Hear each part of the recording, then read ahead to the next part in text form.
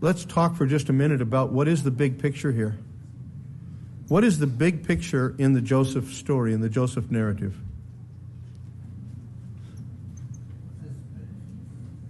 Speak up, I can't hear. God's sovereignty. We have a hard time with this, believing that God has our way planned for us, because it's contrary a bit to the way things appear. Surely we make choices, right? And we make decisions. And if we make a bad decision, one thing happens. If we make a good decision, something else happens. But at the very beginning, remember, Joseph comes to his brothers and tells them about this dream. This dream that he believed was given to him by God, about his whole family bowing down to him. Right? Yeah, what could go wrong? Everything. Do you suppose, again, we keep trying to put ourselves into the sandals of Joseph.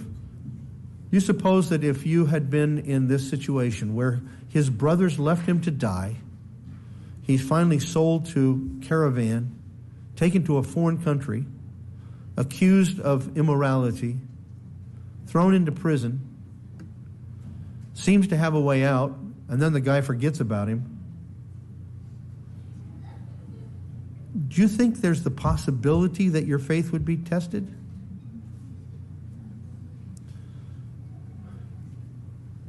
What about now? Is your faith tested? At the end of the month, you've got a lot more bills than you've got money? Or you're wringing your hands over the Republican National Convention? You know that we've made it kind of an unwritten rule. We don't mention anybody's name because we can't find anybody's name mentionable with regard to this upcoming election. But seriously, we look at the future and we say, Lord, what's going on? As Americans, we have not faced in our generations persecution like the other parts of the world have. We've never honestly been faced with a life and death situation on the basis of our own beliefs in God. There are people today who are giving their lives because they refuse to denounce Yeshua. Right? Read about it in Africa. It doesn't make the front page on the paper or on your Facebook or whatever, but it's happening.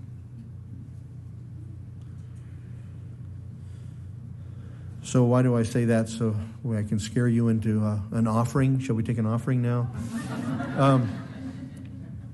No, that's not why at all. It's because if we're honest with ourselves, every one of us face tomorrow with a bit of a tenacious kind of feeling. We're not sure. We would like to be able to be in control of tomorrow. We would like to be able to plan ahead of what exactly is going to happen, but that's not in our power.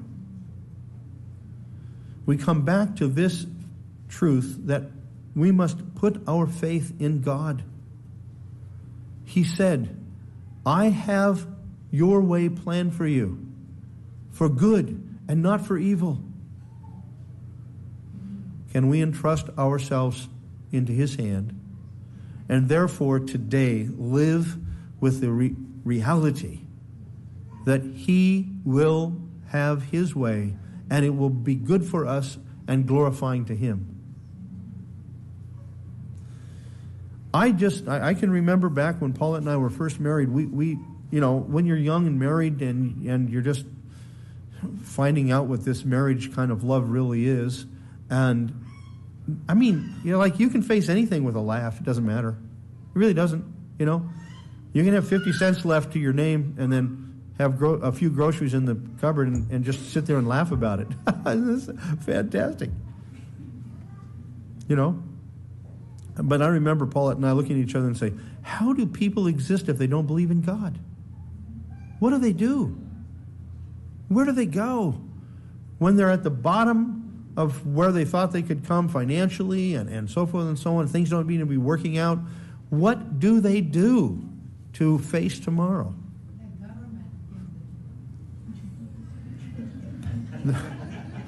They look for other means. I think a lot of people try to find a way to erase that fear from inside of their head, inside of their heart. They do it through entertainment. They do it through hobbies. They do it through substances. They do it through all kinds of things. They escape from the reality of what they are facing. Brothers and sisters, what we have here in this wonderful, inspired story is a young man, and we're not giving all the details, but a young man who has a faith in God. He never gives up. And we know the end of the story. We've read it too many times to not know it, right? Okay, so I'm not I'm not spoiling the movie. What does he say at the end to his brothers? You meant it to me for, but God meant it to me for. Really? God meant the pit for good. God meant the selling. God meant the estrangement from his family. God meant in prison in a foreign country. Being misjudged for good. We don't have to try to find a silver lining in everything that happens, you know? When the differential falls off your car on the freeway, you know, you can't stop and say, well, I know that there's something good in this. No, you should get off the freeway first and you should, worry about getting it fixed. Okay, but concern yourself with the immediate. But ultimately, we take this perspective that God has our path planned out. And we say, Lord, help me to see that. Help me to walk in that. And the thing that we hear from the Joseph story is how that worked out for someone that's in the Bible. Well, this week has Joseph weaving a web which will inevitably snare his brothers and force his father, Jacob, to eventually come to Egypt as well. Now, doesn't it bother you, the ethics of this? Was he doing right? Was he doing evil to bring about good? He goes and he says, he has his steward say, why did you return evil for good? They didn't put that in their sacks. And then, of course, he puts his divining silver cup. And he says to them, certainly you know that I'm one of these guys that does necromancy and divining. Well, that's what Nachash means. Right? Why would Joseph indulge in that? Obviously, I think that's a great question. Will you hold that and we'll work on it? Okay, let's go forward. But the trap into which Joseph's brothers fall has an additional purpose. Joseph wants to see if his brothers have changed. I firmly believe that. In the past, the sibling rivalry had produced a hatred strong enough even to entertain murder. As far as they were concerned, getting rid of Joseph was a political move that eliminated the family heir and put them in line for the inheritance. Now the scenario would be presented to them in which they could just as easily get rid of Benjamin. How they would react to this opportunity would be a true test of their hearts. Is their love for their father strong enough to not allow his heart to break when it comes to Benjamin? Their scheduled lunch meal with Joseph in his own quarters is prepared, and the brothers are led by Joseph's steward to the banquet. By the way, if any of you have a King James Version, anybody reading King James Version right now? No King James Versions? Oh, well, verse 25 is one of my favorites. I think it's 25. Does someone has King James Version? Just read it. Out of the old King James Version. Read it out loud. Anybody? I think it's 43:25. They prepared. They made ready the present against Joseph came at noon. Doesn't that sound to you like a typo?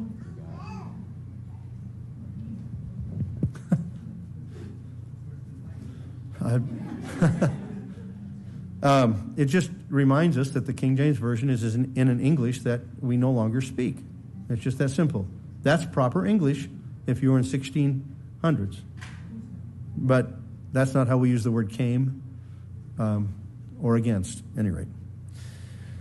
Throughout the ancient Near East, eating together marked status within a culture and even bore signs of covenant significance. The Egyptians, according to the historian Herodotus in his histories, considered the cow taboo.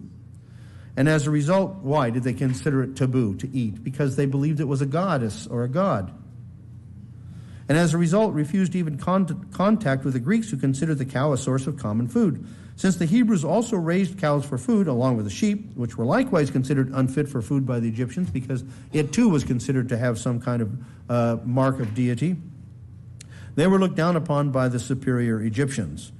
In short, the Egyptians viewed the Hebrews as racially and religiously inferior and strictly unclean for social interaction. And even though Joseph was in a place of authority, it still seems possible he was considered a Hebrew.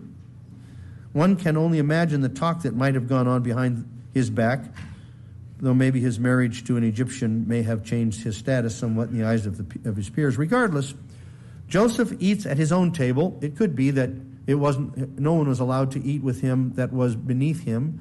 It could have been only the Pharaoh that could have eaten at his table, with his brothers at a separate table and the Egyptian servants and court aides at yet another table. Wasn't that a kind of way to get together and talk? What's going on here? It's still Egyptian culture that is precedent. Here begins a most interesting and important turnabout. At the beginning of the Joseph narrative, his brothers leave him in the pit and prepare a meal for themselves to eat. Remember that? It's like they left their brother out to die, and then they go, let's go eat. Just the opposite has happened here. Joseph prepares a meal for his brothers who had acted as his enemies. Does it remind you of something? You prepare a table before me in the presence of my enemies. That rings in our ears. The brothers have carefully prepared their gift for Joseph and lay it out in anticipation of his arrival. What do the Proverbs say? It says that, it uses the word bribe, but I think that's a bad translation, that you can console your enemy with a gift. Right? I mean, we see that happening with Esau. We see that, when Jacob brings all kinds of gifts to him. Guys, when you have really not done well, some flowers and a night out kind of helps a little bit, to open the way, to say, will you please forgive me, sweetheart, for my stupidity, right? Gifts work. Well, they bring their gifts. Yet, in the narrative, Joseph never mentions the gift. He is far more interested in the welfare of his father. His first words are totally a bit backwards. Is your old father well, of whom you spoke? Is he still alive? One would expect him first to ask if their father was alive, and then inquire as to his welfare. Literally, his shalom. Obviously, if he was well, then he was also alive. The manner in which the questions are asked betrays Joseph's anxious emotion. Even the narrative is written in such a way that he's all tied up. How do I start this conversation? Casting his eyes upon Benjamin, however, raises Joseph's emotions beyond containment. Joseph was overcome with feeling. Literally, his mercies were heated up in the Hebrew. The Hebrew is so picturesque about how things happen. And only tears could bring relief. He therefore hurries out of the room to weep privately. No one's going to ask why he left. You don't ask someone with the power of life and death why he's doing what he's doing, right? Once again, our narrative gives us a picture of Joseph's inner self. Through all of the hardship, he remains a man of mercy. His heart was not hardened by the evil done against him, but remained capable of genuine compassion and love. In our modern society, manliness is characterized as stoic, unmoved, and unemotional. It's the John Wayne syndrome. You bite your lip and just suck it up, and you never let anybody know that you're really moved inside. I had a friend of mine one time come to me and ask if he could talk with me privately. I said, sure. This was years and years ago. And he said, Tim, I have a problem. I said, okay, how can I help? He said, I have not been able to cry for 2 years. I've wanted to cry and I can't. I can't cry. I said, well, is it just that you can't bring tears? He said, no. He said, as soon as I start feeling like I'm going to cry, I tighten up and it just goes away. Well, it was the Lord that cured him of that, because I know he cried. The first time I saw him cry was when I was privileged to conduct the wedding of himself and his bride.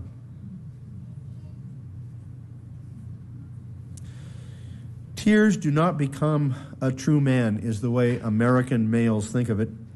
Yet the opposite is actually true. The man of depth and maturity is a man strong enough to weep, a man able to display genuine compassion. And how do we know that? We see the same manly strength in our Master. Overcome by the death of his friend Lazarus, he wept. Remember that shortest verse in the Bible? Yeshua wept. As men, we must dismiss the false picture of manliness presented to us by our upside-down society and reestablish men like Joseph and Yeshua as our heroes to follow. Tender compassion that evidences itself in genuine emotion is a very manly thing. Conversely, the anger that seems to characterize many men in our society is actually a weakness, for it evidences a puny self-centeredness easily exploited by Satan. We all, as men, am I talking too deeply, guys? Sorry. As men, we all know this. It's easy for us to get frustrated. It's easy for us to, this is one of the nice things about working in building something. You find out that when you get frustrated in woodworking, it only goes bad. You have to put it away for a minute, cool down, go back, get the right tool, start over again, do it right this time, so forth and so on. It's easy for us to boil over.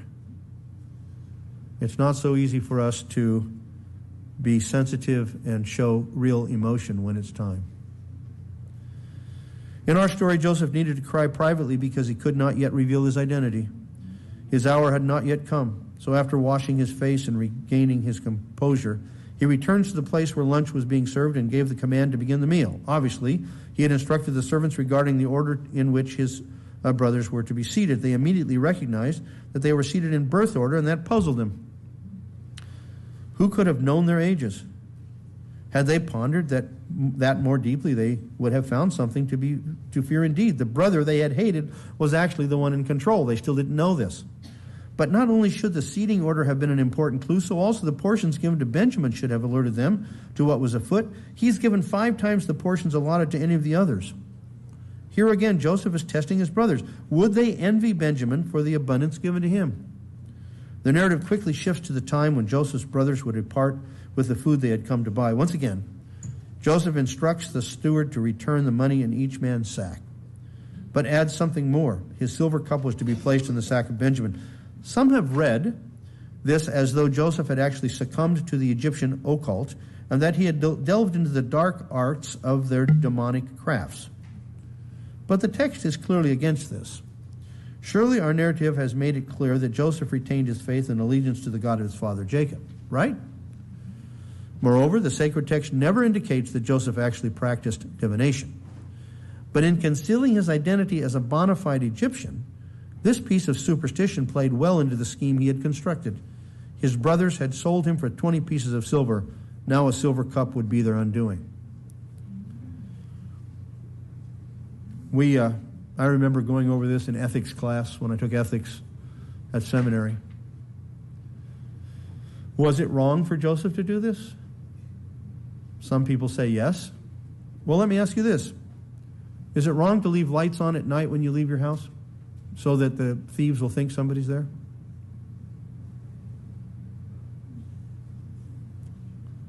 Aren't you fooling them?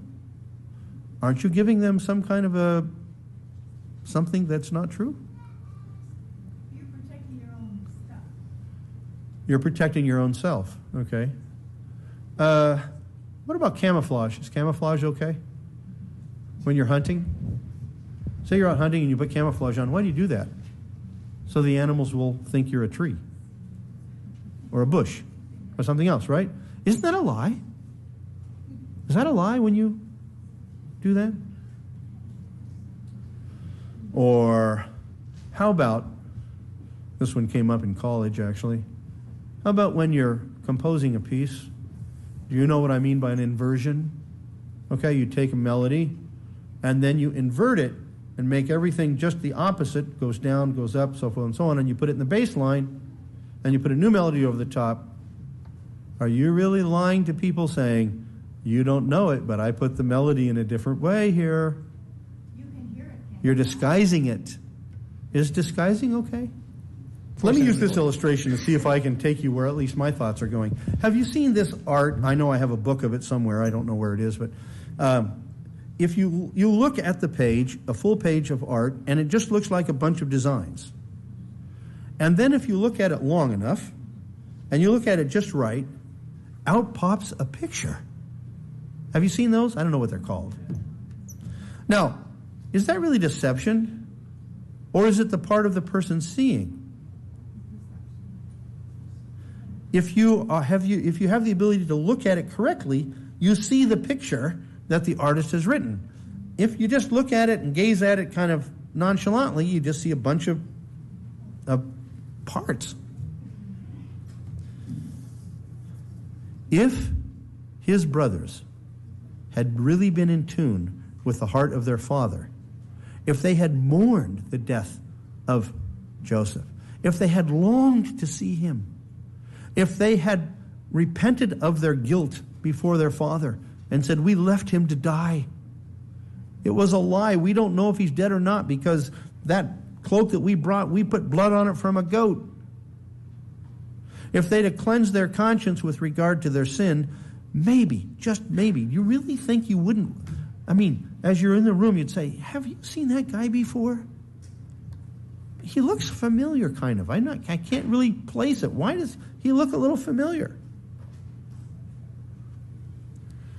They couldn't see because their eyes were blinded with their own sin. At least is one way to look at it. When Joseph puts his cup in and then uses the terms, don't you know that I can divine? Now, Joshua Meeks had a comment on that. I saw his hands go up. So I'll let him. I was going to say, it says, Kamoni, a man like me. So he's not saying that he personally does it. He's saying a man in my position. Yeah, precisely. Right, precisely. Don't you know that a man like me could divine? The Hebrew's ambiguous there. It never says that he did. It only says from your perspective, as you see the picture, don't you think that someone in my position could do this? Well, this is a sticky one. I know. It's a sticky wicket, to use the British term. Of course, we don't play croquet so much, do we? But at any rate, can God close the eyes of some and open the eyes of others? He says that he does. Isaiah says, having eyes they will not see, and ears they will not hear. And Yeshua quotes that when he talks about the parables in Matthew 13. So yes, and that's some would say a fearsome thing, and I agree. When we say yes to God, we can only say that we have been able to do that by his grace. He left heaven to seek us. He went walking in the garden to seek Adam and Chava. He didn't have to go looking for them. He knew exactly where they were. But what were they doing? Hiding. The natural bent of fallen man is to hide from God. There is none that are righteous. They've all gone out of the way. There are none who seek after him. No, not even one, Paul says, Romans 3. So then how can anybody be saved? God in his mercy, beyond our understanding, without our being able to explain it, has sought a people for himself, which before time began he gave to the Son. Yeshua said, all that the Father has given me will come to me, and in the one that comes to me I will never cast out. Well, early the next morning, the men depart for home with their animals laden with grain. Having gone only a short distance, the trap is sprung. Joseph instructs his steward to overtake his brothers and charge them with a heinous crime of repaying good with evil. That, of course, has been their crime all along. When Joseph first expressed the divine revelation given to him by the Almighty in the dream, they responded with evil. In this case, the axiom comes true: be sure your sins will find you out. The brothers are dumbfounded. The accusations of the steward are incredible and clearly mistaken. They take an oath: whichever of your servants it is found with shall die. The noose now tightens. Benjamin will be at the mercies of the Egyptian lord. The steward softens the oath by reminding them that justice will be served by enslaving only the guilty one. The rest could go free. Here, once again, the integrity of the brothers is tested. Would they leave Benjamin in a pit the way they had abandoned Joseph? Apparently not. Rather than abandoning Benjamin, all of the brothers return to await the verdict of their deeds. They know they are innocent of the charges, but they have no power to prove it. Instead, they admit guilt. Or to put it shortly, you can't fight City Hall. Now the tables are turned against once again. When Joseph had been brought from the prison to interpret Pharaoh's dreams, he gives full credit to God for the revelation.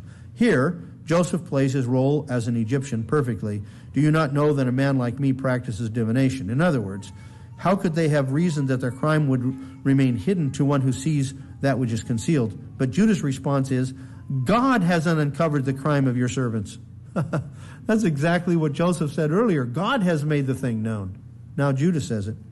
That which is hidden can only be revealed by God. Indeed, God has uncovered far more than they know. Yet Joseph had to be very pleased with their final response. Here we are then, slaves of my Lord, the rest of us as much as he in whose possession the goblet was found. Here, finally, was corporate solidarity, true family, true community. If one was to suffer, all would suffer. Love and loyalty to their father had overcome their self-centeredness and given them the ability to act with integrity toward Benjamin. But Joseph gives one more tug on the rope. Far be it from me to do this. The man in whose possession the cup has been found, he shall be my slave. But as for you, go up in peace to your father. Go up in peace. Really? You're coming home without Benjamin? He gives them one more chance for self-preservation at the expense of Benjamin. Had they really changed? Would they portray a heart of hatred or love? Words are cheap. Actions reveal the truth. Judah is spokesman of the brothers, will remain firm in his oath to Jacob. He will be surety for Benjamin regardless of the cost. Something has changed in the years Joseph has been gone. His brothers now consider the welfare of Benjamin as more important than their own. The unity of the sons of Jacob was being forged as the foundation of a nation to be comprised of 13 tribes, the 12 sons of Jacob, with Joseph represented by 2 of his sons. It would be this tribal confederation that God would describe as my son, my firstborn, in Exodus 4:22, when Moses goes to Pharaoh and says, "Thus says the Lord, Israel is my son, my firstborn." Our Haftarah paints a broader picture. Not only will Jacob and his family descend to Egypt, but the nation formed from his family will eventually be birthed through the power of God's almighty redemption. Yet Egypt herself will fall to the power of Babylon. Indeed, Israel will be called upon to decide between trusting in God's power to save or serving Nebuchadnezzar, God's servant, to bring destruction. We know the history of this prophetic word. Israel relied upon man rather than God and was sold into slavery, exiled to Babylon. What is going to happen in the future? Do you think Israel will turn to God? Well, if we read Zechariah correctly, we are not going to turn as a nation to God until such time as we have no other choice. It looks like we get backed up to the sea and the enemies are coming at us full strength. That's what it seems to be in Zechariah 10, 11, 12. And then what happens? Yeshua comes. He says he comes and he fights for them. And they look upon the one whom they've pierced. And they mourn for him as one mourns for a firstborn son. Wow, this sonship just keeps coming up over and over and over again.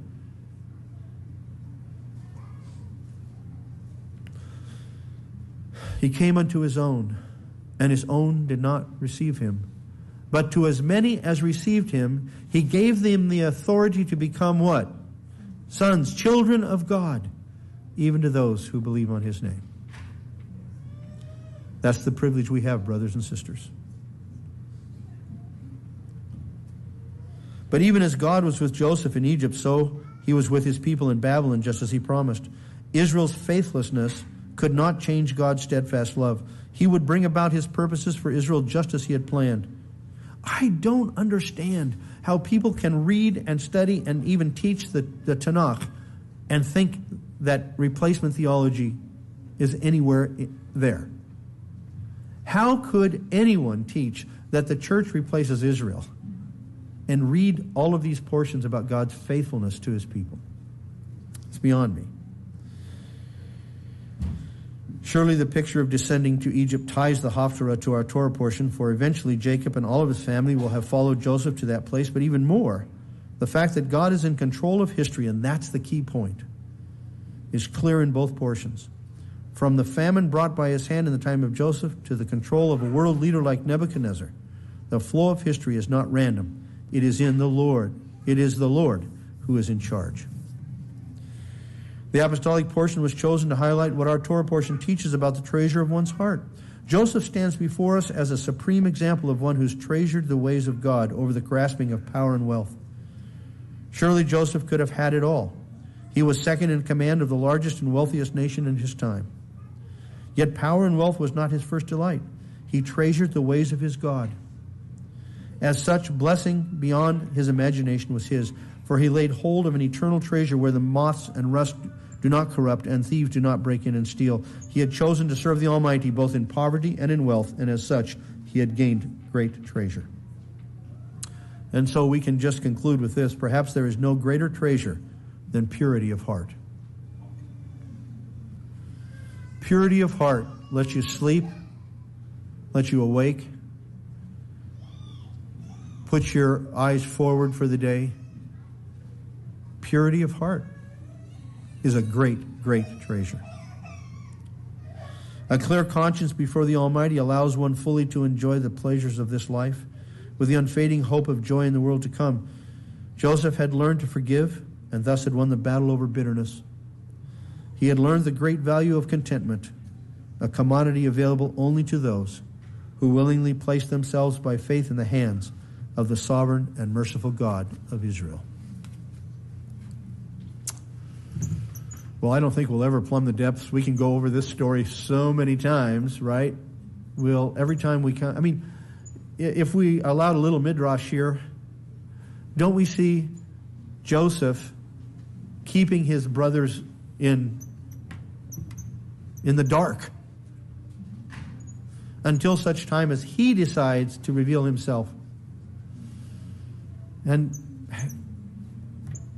sometimes we wonder, oh Lord, why don't you open the eyes of the nation of Israel now? Now's the time. Well, his time is the right time, correct? Yeah, we just see this picture played out midrashically in so many different ways.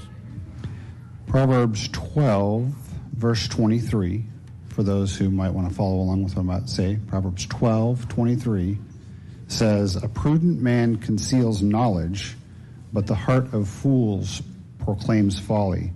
And the note that Walke has on this verse says, "The shrewd is the one who conceals knowledge because he's not driven neurotically by pride to parade his knowledge, yes, or by rage to wreak havoc. He has the self-control to wait for the right situation and the prudence to know when to speak up." And then he references Yeshua saying, "Do not give what is holy to the dogs, and do not throw your pearls before swine, or they will trample them under their feet and turn and tear you to pieces." So part of the wise thing, and this is not easy for any of us, but the wise thing is to know that we can actually wait to tell someone something. We don't have to blurt it out right when it comes to our mind. Right. And that's not natural. Our tendency wants to tell you right now, tell it like it is. But the prudent person actually goes, no, I'm just going to wait. I'm going to conceal this knowledge for now. I'm not lying. I'm not hiding. I'm not trying to deceive. I'm, in the prudent man's mind, waiting for the right moment, because the Proverbs tells us how fitting is a word given at the right time. So it's that knowing the right time and place to give a word where it's effective that the prudent man does, where the fool just has no wisdom and just proclaims whatever's on his mind and wreaks havoc. I think Joseph was wise. Yeah. to misplace a saying to apply it differently to words. You got to know when to hold them, when to fold them, and when to walk away. Right? Thank you, Pastor Kenny. There's a time to speak. There's a time to be quiet and listen. There's a time to just say, there's no more I can say. Right? Have to wait for somebody else to come in and do that. Yep. In the Hebrew, is the word for divination the same as serpent? Yes. Nachash.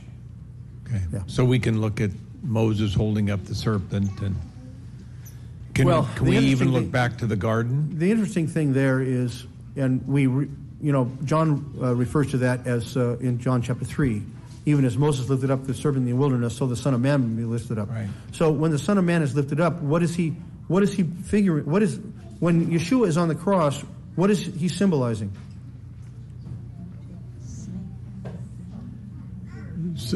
Life, like Moses. He'll live. No, he's symbolizing death. He's symbolizing the bearer of the sins of all his people. When you see Yeshua on the cross, you see the absolute object of the Father's wrath and anger. You see the snake. But what's the point? It's through the death of the snake. It's through the death of death that life comes. That's the turnabout. It's not through life. He says, unless a seed falls in the ground and dies, it doesn't bring forth anything. So the writer of the Hebrews says, by death he conquered death. Just the opposite of what everybody else thinks should happen. So when Moses lifted up the serpent in the wilderness, he's saying, until that dies, you look at a dead snake now, not a live one, but a dead snake, the death of that snake that caused you death, that death is the only thing that could bring you life, if there's no more snakes like that. I think that's the picture in John 3. Yeah. But it is the same word, nachash, right? Okay? Any other comments or questions? Here's another one.